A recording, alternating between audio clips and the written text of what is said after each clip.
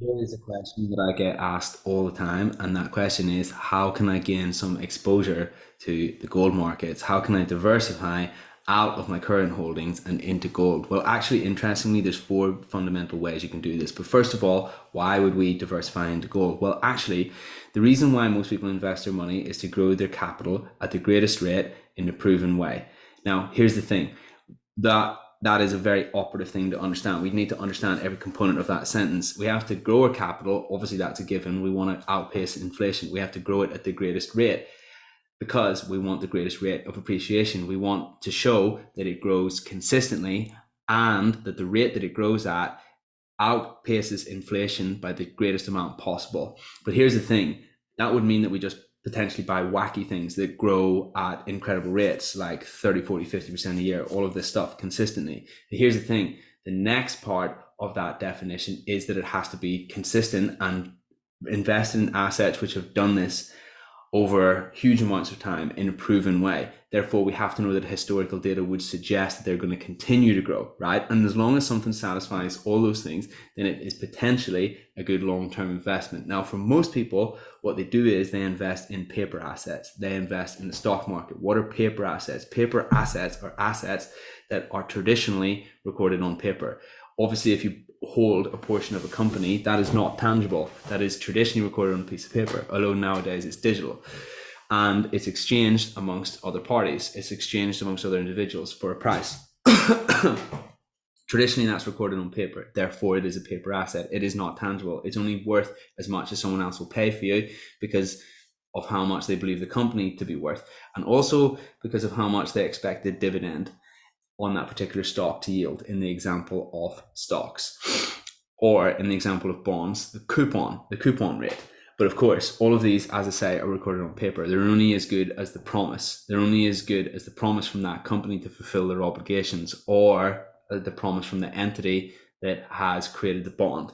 So therefore, should those companies or entities fail, then those paper assets are not worth anything. Whereas something like gold, which is tangible, will always be worth something, because gold is the original form of money. It has always had value since ancient times. And the reason for that is pretty much fundamentally because it looks beautiful. That's pretty much why. It's got an amazing luster and it does not tarnish.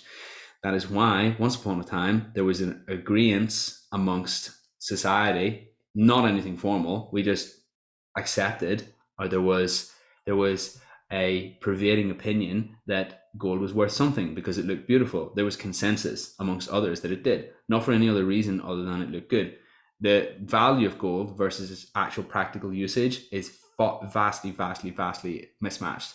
The value of any other material, any other metal, is pretty much determined by its practicality and its usage. In gold, it's obviously very valuable. However, it is not actually utilized in that many things, at least relative to its value, of course, because what that means is that basically, because we all think it looks good, we deem it to be valuable, therefore the price is driven up. And this is literally why gold is worth more than any other metal, because it looks good. And there is consensus amongst society that we all think it looks beautiful. And obviously, there's like a runaway effect there that as soon as a lot of people think it looks beautiful, other people jump on the bandwagon too. And that's actually a huge thing that drives the price of gold. But having said that, actually, traditionally, the historic rate of appreciation of gold is about 6%, 6% since the 1900s, whereas the stock market is about 10%. So really, if we're going to invest in something that consistently appreciates at the greatest rate in a proven fashion with lots of historical data, then really the stock market is traditionally how that's done, which is a paper asset. So why do people invest in gold if it doesn't appreciate at the same rate as the stock market? Well, the reason why they do that is because they want to diversify away from global capitalism. Because if the world's economy fails, if the world's government fails, then all our paper assets aren't worth anything, because all those promises are broken. Those promises can't be fulfilled. But as long as there's human beings, there'll probably be consensus that gold is worth something. And that is why people buy gold. That is why people hedge against the failure of capitalism by purchasing some gold, so that they have skin in the game should that situation arise. That's literally the reason why people do it.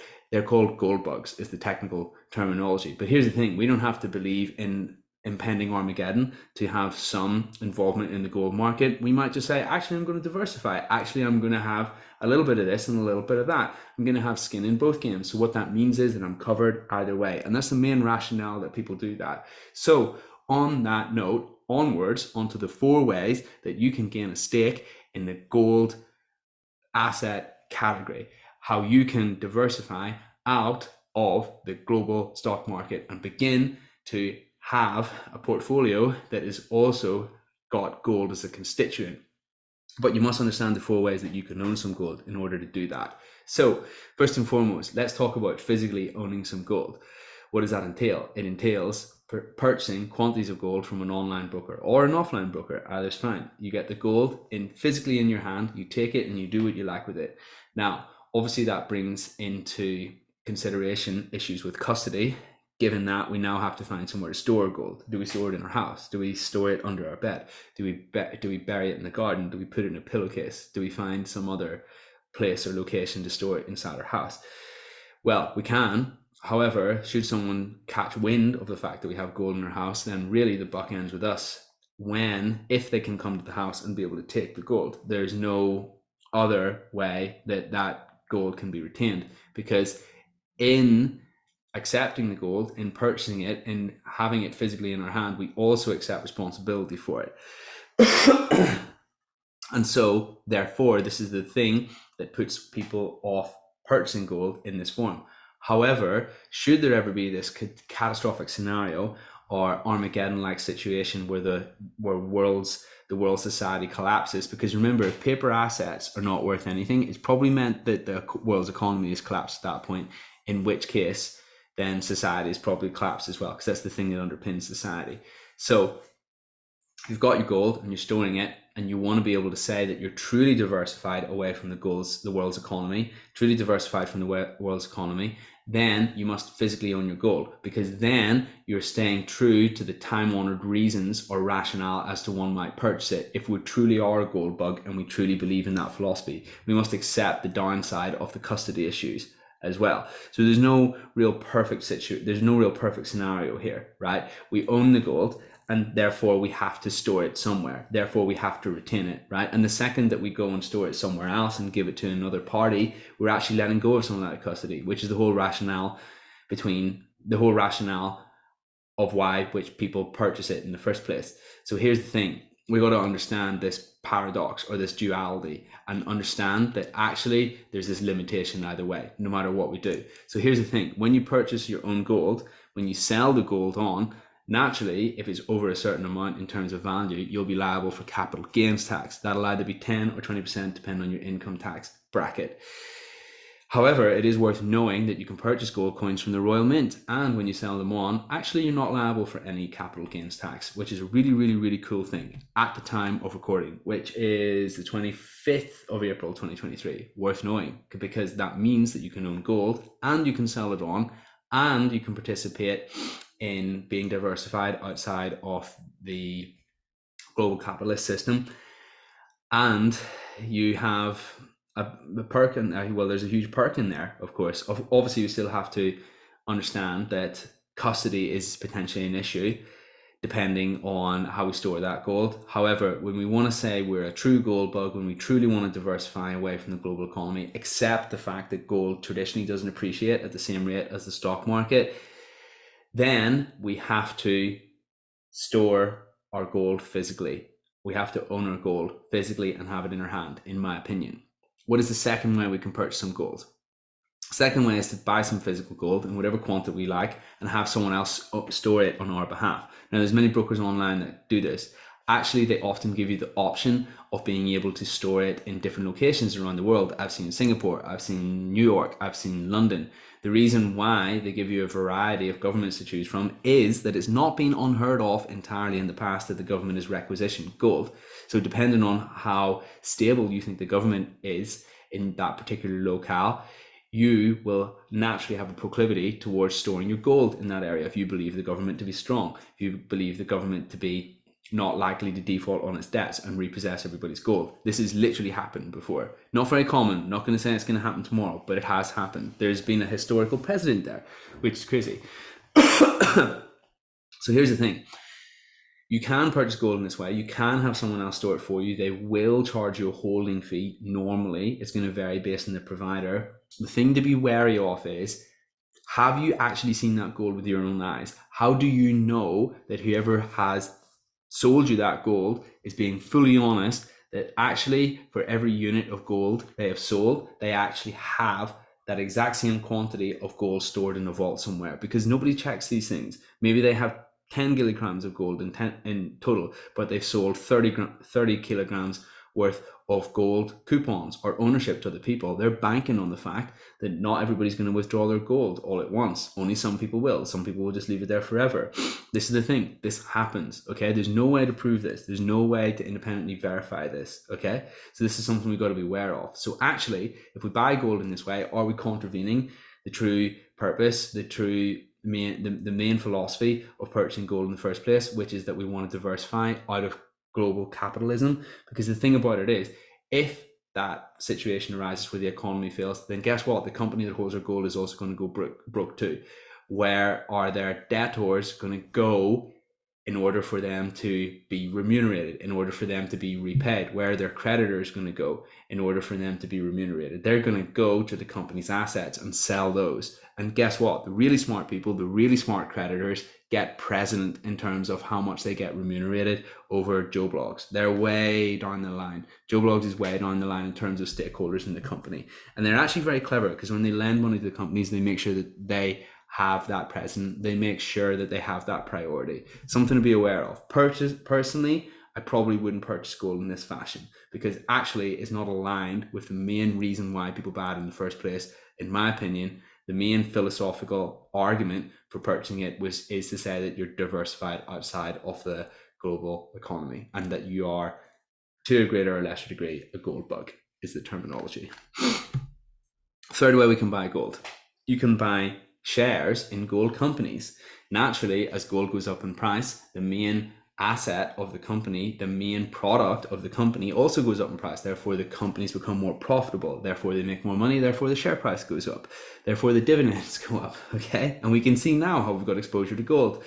However, we also have exposure to the global stock market, which is exactly the thing that we might be trying to avoid by purchasing the gold. But you just got to consider to yourself, do you want to do it in a convenient way, or do we want to actually have custody of this gold?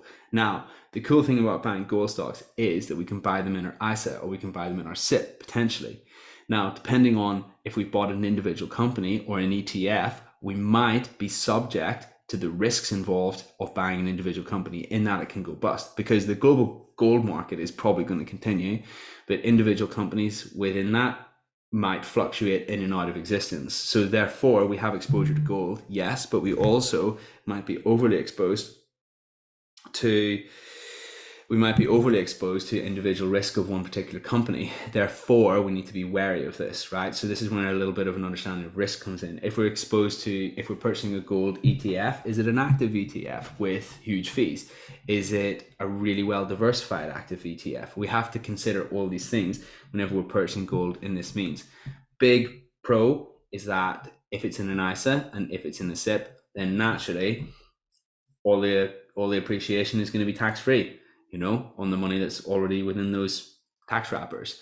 However, of course, we're not actually truly diversified in gold because we don't physically have it in our hand.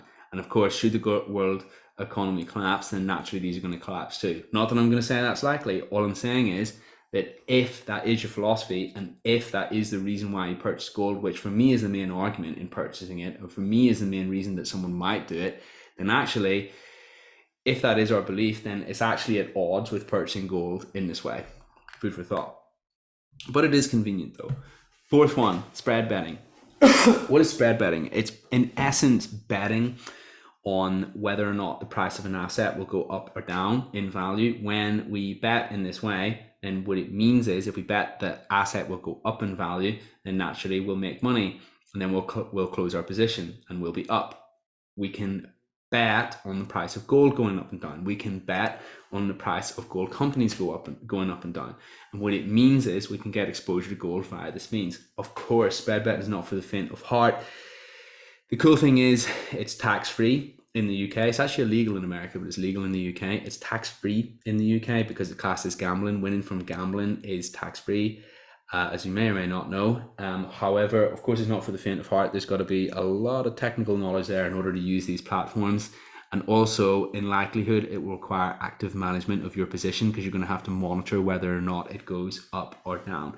So certainly, it's not something that we want to do, at least at the very beginning, to get some exposure to gold. But you may wish for it to be something that you consider with time whenever you're experienced at investing. The cool thing is that you now know it exists, so therefore you know that's out there.